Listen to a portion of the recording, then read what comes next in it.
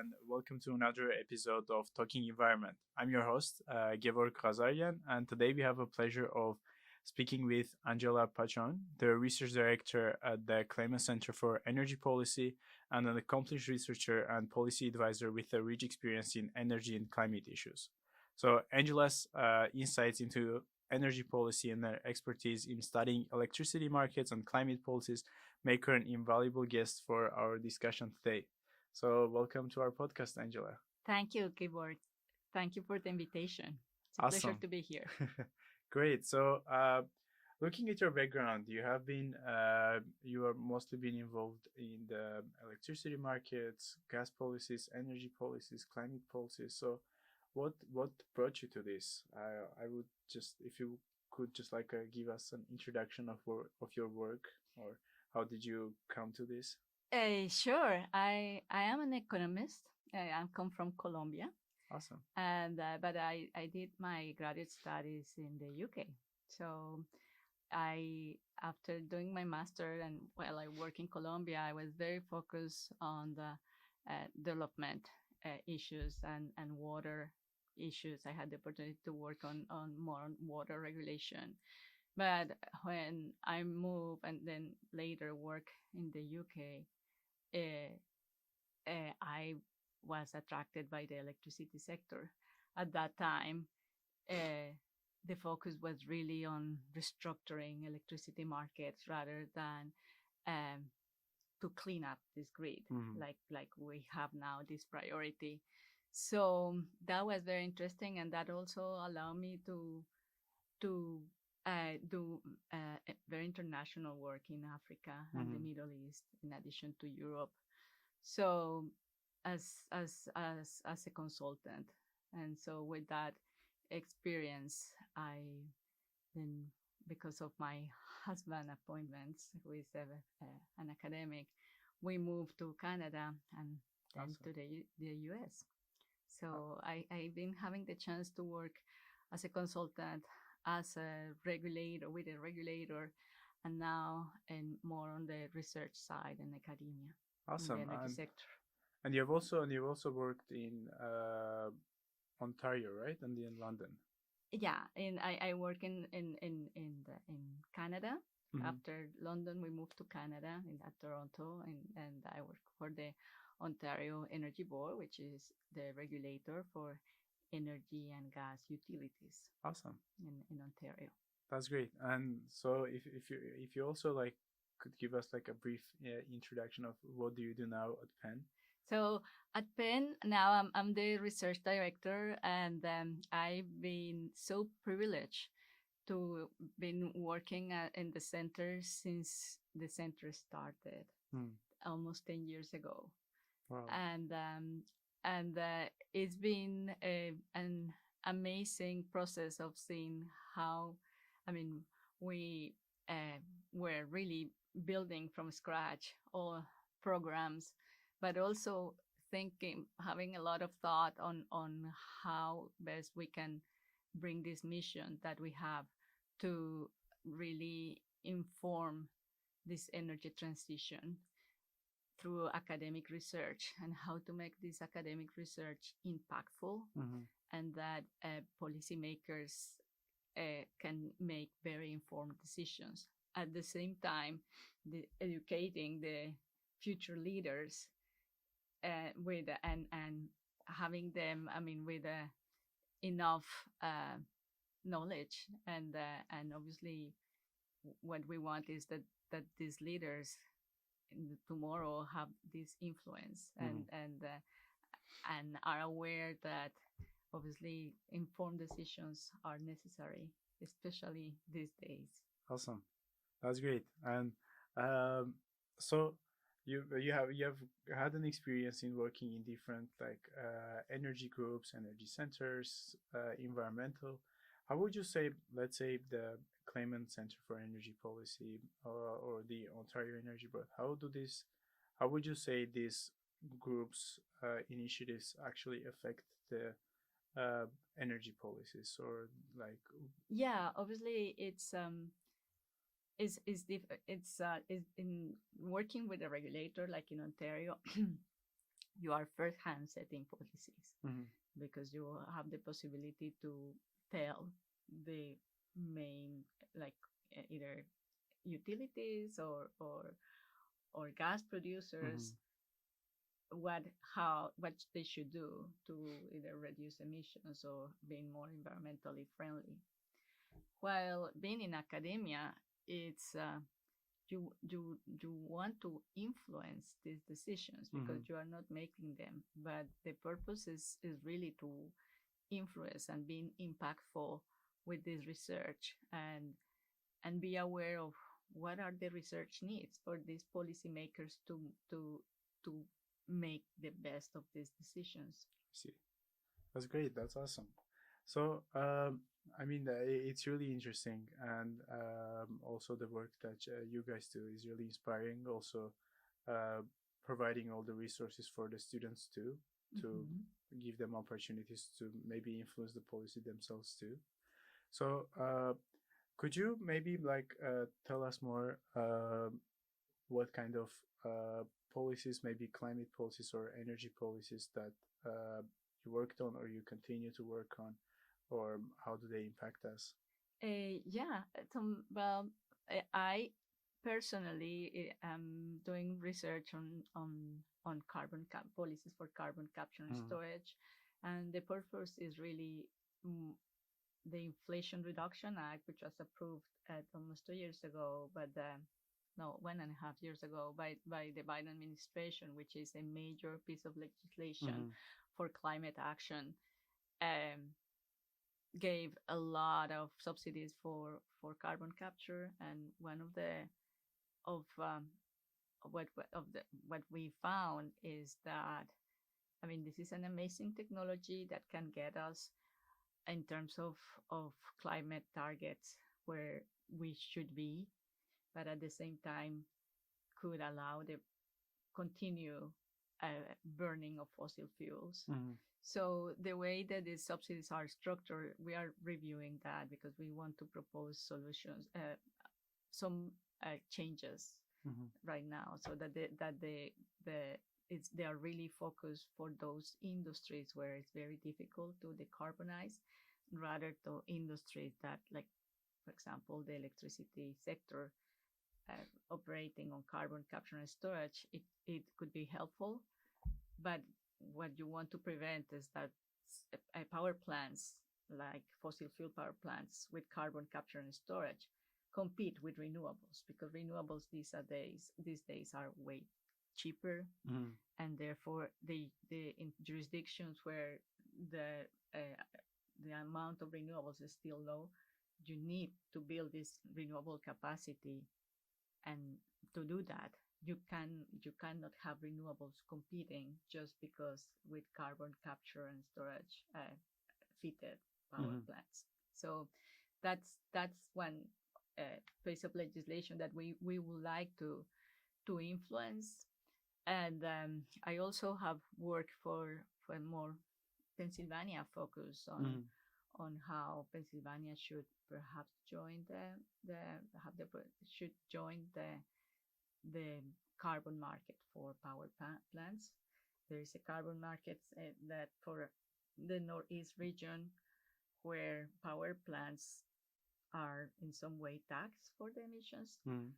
Not Pennsylvania is not part of that market, so we did a study so to be able to recommend to the governor like why there's a need for to doing it and the benefits that that could bring. Mm-hmm. So these are like two examples, but at the center, since we combine the research that happens from faculties and students, Absolutely. we are able to uh, to to to put this a brief that have informed other policies. Like we very recently, a piece of a regulation that was adopted by the EPA. Mm-hmm. Uh, they took into consideration one of the reports of the center, and Awesome. yeah, that's That's what great. we Yeah. want, because that's the way translating academic research into real practical policy Wow. problems. That's great. And would you say from the like policy-wise, you work mainly with the government and the policymakers. Would you say there's, let's say, enough support towards the academia and funding the research to maybe have a better policy-making practices?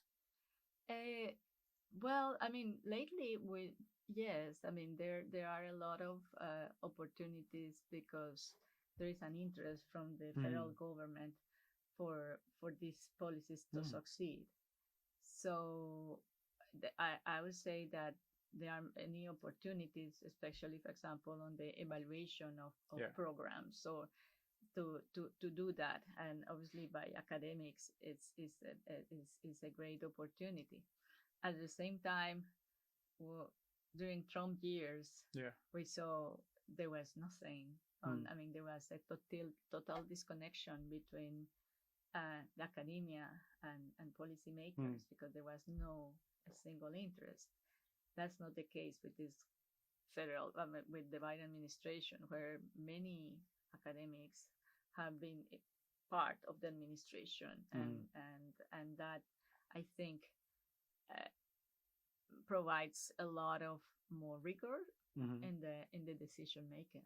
Awesome. And yeah, I think and the whole support from the government can greatly influence like the work and the results that we can get from the research and the work that you do, right? Absolutely, Yeah. yes. And would you say the students' research and the students' involvement also plays a great role in like making affecting the policies or? Yeah, it's. I mean, we have students. Obviously, the sort of research and the analysis from PhD students Mm-hmm. is being also valuable for informing electricity markets. Awesome. And we have a couple of examples of research done by students and at the PhD level. But another one was an undergrad. He's now doing his PhD and who were trying to influence how the market electricity market. Oh wow, nice. That's great. Yeah.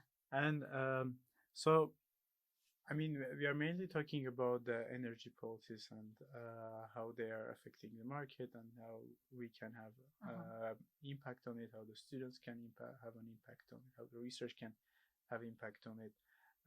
Would you say it is one field that like all the universities or the academia should consider like putting a lot of effort into, or the universities also other universities should also consider maybe having centers like the Kleinman Center and encouraging the students and the faculty to work on the policy and maybe uh, influence it in some way.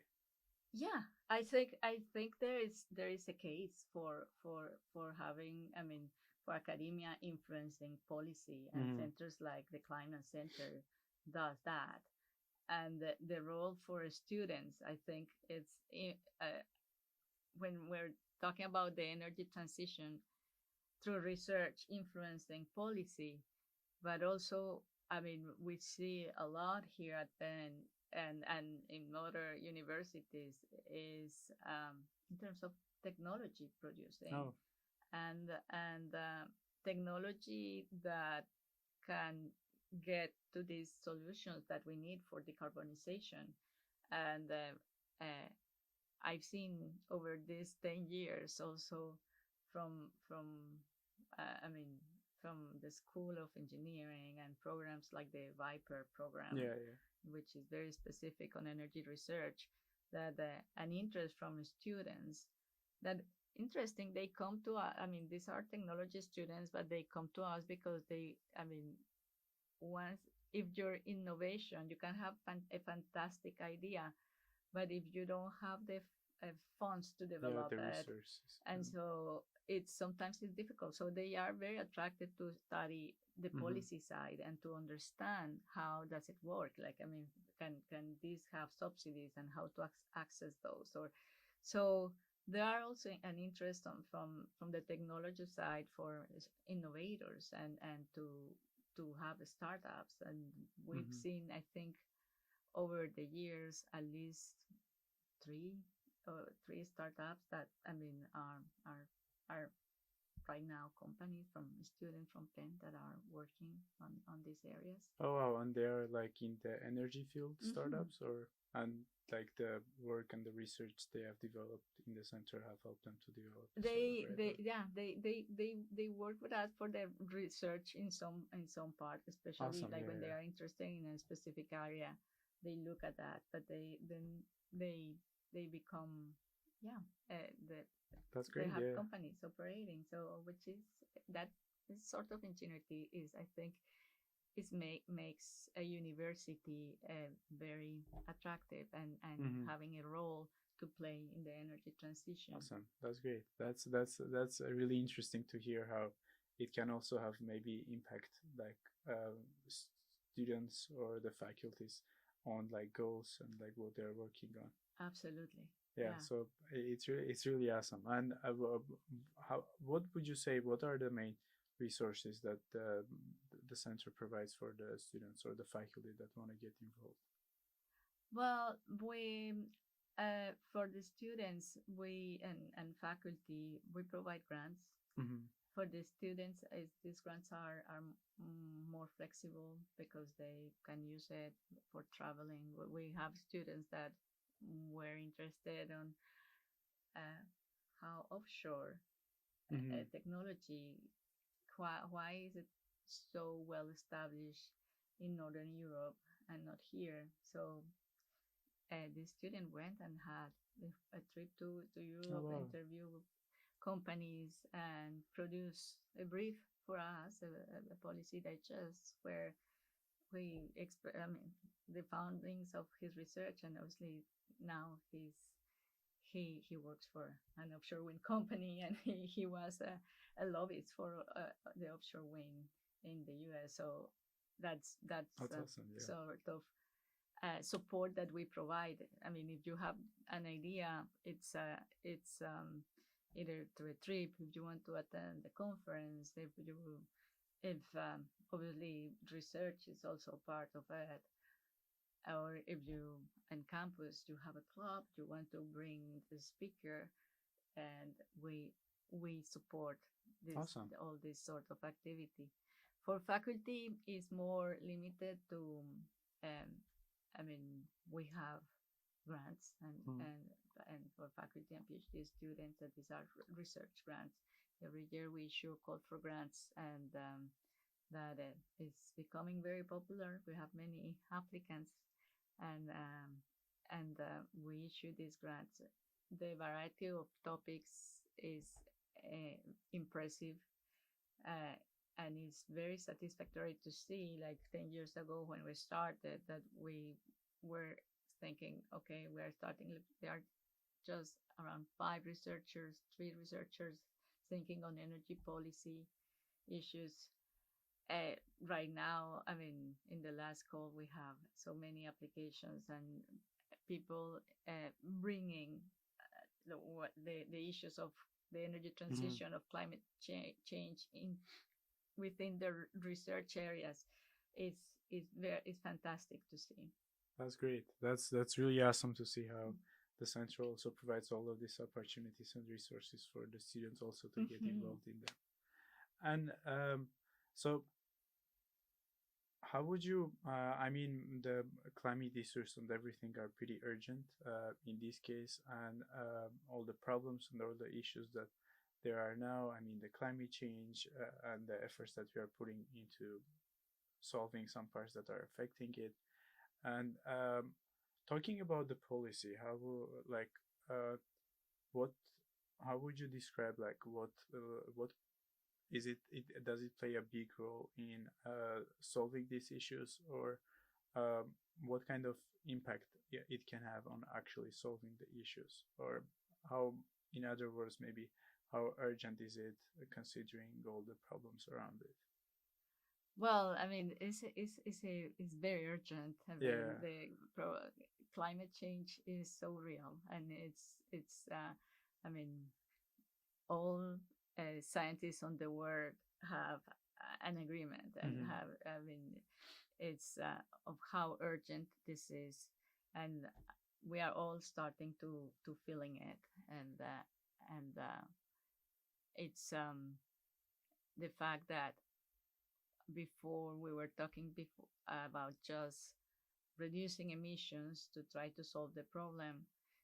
Today is not just about um, reducing emission; it's about also about adaptation, Mm-hmm. because these extreme weather events are happening, and therefore, in terms of policy, there is a big challenge, because uh, the resources Mm-hmm. are not uh, unlimited, and if uh, producing, for example, cleaner energy, and uh, producing in a more sustainable way, uh, some technologies will allow it, and it will be affordable, but Mm-hmm. for some other countries it's not. And I think that's one of the, despite the urgency, the affordability is very important, and that's something that, I mean, you cannot there is a role for the developed countries to support this transition. And the fact that we have also start to do adaptation and adaptation, I mean, emissions and the global warming is so global, but the problems of adaptation are so local. Mm-hmm. And it's that that's also a very big challenge of how I mean, localities, municipalities uh, start to spend and invest on this adaptation, because I mean, it's not, this extreme weather may be Mm-hmm. more frequent and more damaging every Mm-hmm. time. I see. Yeah. And like on the local level, on the regional levels, and would you say it is like pretty effective also to implement some policies on the local level, let's say in the city, in the state, in the country, like Mm-hmm. internationally? So like I mean, of course, like the regional or the national policies are gonna have a bit more of a effect. They are gonna affect more everything that is happening, but would you say that the local policies, or even the state policies or the regional policies, also do have a big effect on this? I think so, and but obviously the policies depends on the policymaker, and one of the big problems of implementing policy is the fact that some of these policymakers are really working for uh, the lobby groups. Yeah. And there is a good research by she's a faculty at the University of California, Santa Barbara, Leah Stokes. She has a Mm. book about it, on how for example, at the federal level, the lobbies of the oil and gas industry really rule the agenda, the legislative agenda for some legislation in the legislation. Mm. And therefore you may have some Congress people, the people at the Congress, that may vote what these companies want, because they have a lot of influence. Yeah, of course. And so at the local level, I mean, it's here talking about the state level, here in Pennsylvania, there has been also evidence that the lobby of coal companies, miners, have a lot of influence in Pennsylvania Mm. politics, because they subsidize campaigns. So while you have this campaign subsidizing in a way that the lobbies get a lot of power, it's very difficult to Mm. implement policies that will benefit the whole society and Of not course, yes. just some companies. So that has to change, and the only way to change is really by voting. And I would say, like, it's for young people, voting should be very important, Mm. and choosing who you are voting for, because that could make a big difference. And So yeah, also implementing policies, uh, and especially like climate policies, it's becoming also problematic. The NIMBYism, people who don't want anything in my backyard, like, so building new transmission lines that are required because you have uh, renewable solar farms or wind farms that because they're new, they require this extension. It becomes problematic to bring Mm-hmm. this because people oppose.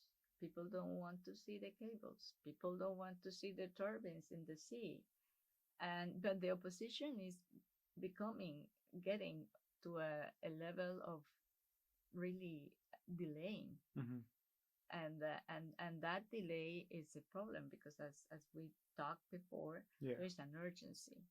So this nimbism and how to expedite this is a big challenge, and it's a question of bringing together and perhaps reaching consensus. Of course. Yeah. But I personally think that reaching consensus is becoming so difficult in so Mm. many areas that you see more and more polarized opinions. Yeah. So that's a big challenge, and I hope for the new generations that they see how uh, detrimental is this polarization. That Mm. in the future that could change. Yeah. And I think like even the differences in maybe some views, they should be kind of, all of us should be connected to this one big issue, which is really urgent, as you said, and Yeah. it can be catastrophical in 10 years or 20 years or 30 years. Yeah, and or is right now for some places in the world that have the Yeah. risk of disappearing, like small islands, for Mm. example. So yeah, I that's something that, I mean, the reaching consensus, I, I think it's gonna be key. Yeah. But at the same time, I would like to be here at Penn. You are positive because you see young people, students who are very committed Mm. to this transition.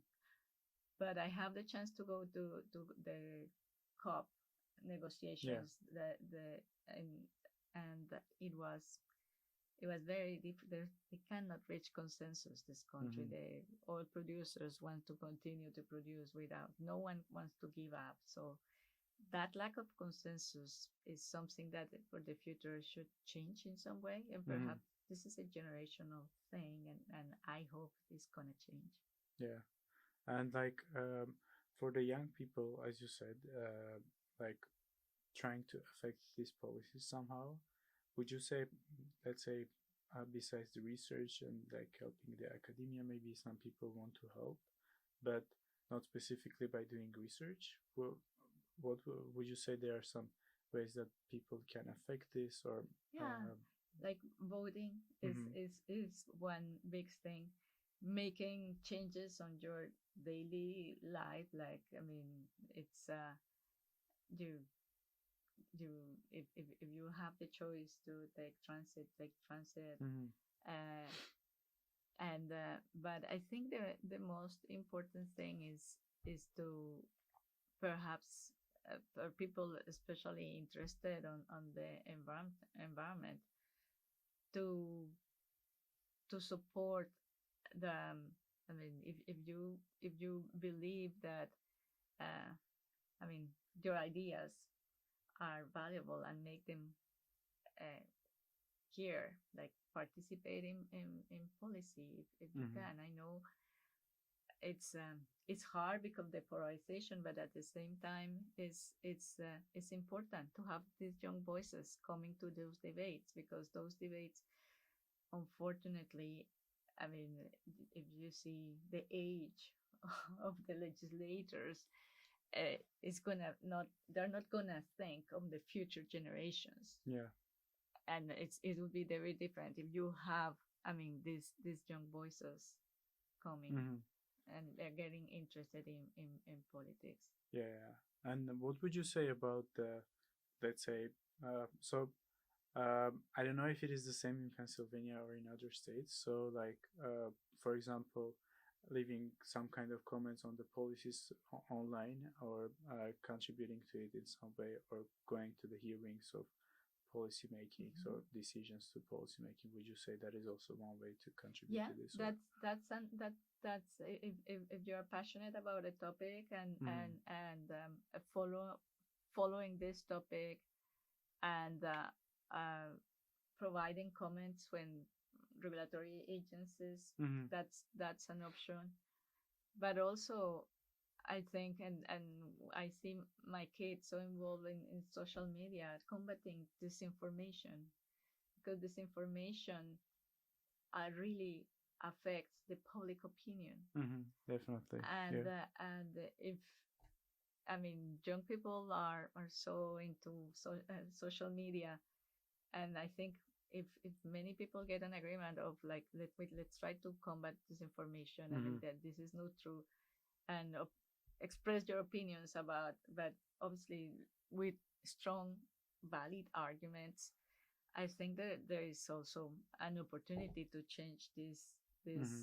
this course that in many places it's you see, like, okay, renewable, oh, where if we install more solar or wind farms, it's going to be so expensive, it's going to be so uh, we're going to have a blackout because it's so unreliable. That's not true. I Mm-hmm. mean, and I think there is a discourse that I think for especially young people, it's really to combat this Yeah, information. and I also wanted to leave like a to say that even when commenting or going to hearings or even expressing your opinion, we don't have to know like everything that is in that policy, and it can just be about like a small thing that we just want to express about our Mm-hmm. opinion on. And I think that's really important too, to know that, like, even let's say I'm not an expert in electricity markets, but I know that it is going to affect me somehow. So it is also important to kind of just have your opinion on it, or just leave your opinion on it that is going to affect you. And even though, let's say I'm not an expert, but it is Oh no, gonna. yeah, and that's for certain. Like, I Mm-hmm. mean, express your opinion and uh, contact your representatives Of course, when yeah, you think, like, I mean, this is going to be a debate, and I think that's they shouldn't be doing that. yeah. So contact them, and I think there is a role for that. Mm-hmm. Awesome. So we are coming to the end of Okay. our podcast. I just wanted to maybe give you a space to share or conclude your ideas, or maybe leave some call to action for the people who are listening to this. Yeah, well, I think other ideas is and thinking about young people that, I mean, you are now at the university, you are going to be soon in the job market, Mm-hmm. and some when what I we could see is like this energy transition to get so that people really buy in is jobs, and I think there's a big opportunity for this generation to work on these sectors and to go, for example, the utilities. This is they are being so criticized because these are like monopolies. You don't have. Yeah. I mean, you can have a different supplier, but the the the asset, the cables, is just one company, and you cannot choose a different one. So, and this is a business that is becoming, I mean, uh, has to change, Mm-hmm. and is kind of reluctant to change because the mentality is that, I mean, they get all the, because they are regulated, they get all the revenues that they request in some way. But I think there is this generation should look at these sectors which are not as sexy as working in, I don't know, technology, Yeah.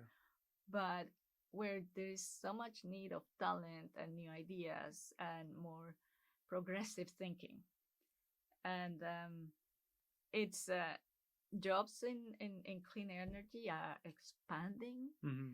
and we're gonna see in the next years, like, I mean, they are bringing like even the mining of rare earth metals here to the Yeah. US, and the transformation. We need to make sure that this is be done. It's gonna be done in a sustainable way. So I'll just uh, invite of your listeners to think about like the sort of jobs in this sector, because it's the I mean, young talent is needed, Yeah. and new ideas. Awesome. Thank you so much. And I wanted to add that even if people will not consider, let's say, jobs in this market, it is really important to maybe kind of take notes of how you can contribute to this Mhm. with just your daily actions, or with just like leaving comments, or doing some kind of action, even with voting.